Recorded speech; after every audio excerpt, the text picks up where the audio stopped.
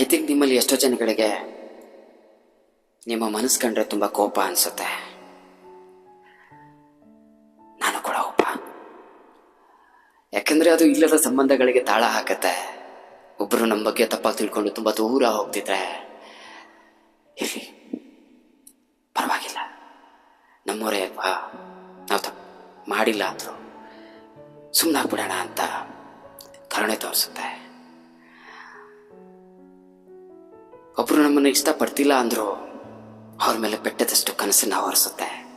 ದೊಡ್ಡ ದೊಡ್ಡ ಕನಸುಗಳಿಗೆ ಬೇಲಿನ ಹಾಕ್ಸುತ್ತೆ, ಭಯ ಪಡಿಸುತ್ತೆ, ಒಂದೊಂದ್ಸಲಿ ಆತಂಕದಲ್ಲಿ ಇರಿಸುತ್ತೆ. ಐ ಥಿಂಕ್ ಅದರ ತಪ್ಪು ಏನಿಲ್ಲ.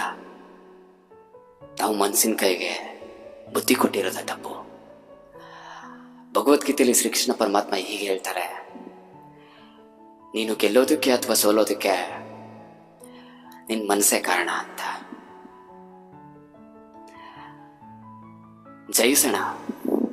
ತುಂಬ ಶ್ರೇಷ್ಠ ವ್ಯಕ್ತಿಗಳಂತೂ ನಾವು ಆಗೋದಿಲ್ಲ. ಅಟ್ಲೀಸ್ಟ್ ನಮ್ಮ ಮನಸ್ಸನ್ನ ಸ್ವಚ್ಛವಾಗಿ ಇಟ್ಕೊಳ್ಳೋ ಮೂಲಕ ಒಳ್ಳೆಯ ವ್ಯಕ್ತಿತ್ವವನ್ನು ರೂಪಿಸ್ಕೊಳ್ಳೋಣ. ಪ್ರಪಂಚದಲ್ಲಿ ನಮ್ಮದು ಅಂತ ಒಂದು ಅಸ್ತಿತ್ವನ ತುಂಬ ಸೌಮ್ಯವಾಗಿ ಕಾಪಾಡ್ಕೊಳ್ಳೋಣ. ಮನಸ್ಸು ತುಂಬ ಒಳ್ಳೆಯದು. ಯಾರು ಬೈಬೇಡಿ, ಕೋಪ ಮಾಡ್ಕೋಬೇಡಿ. ಅದನ್ನು ಹತೋಟಿಗೆ ತಗೊಂಡ್ರೆ ನಿಮ್ಮಷ್ಟು ಸಾಹುಕಾರರು ಈ ಭೂಮಿ ಮೇಲೆ ಯಾರೂ ಇಲ್ಲ.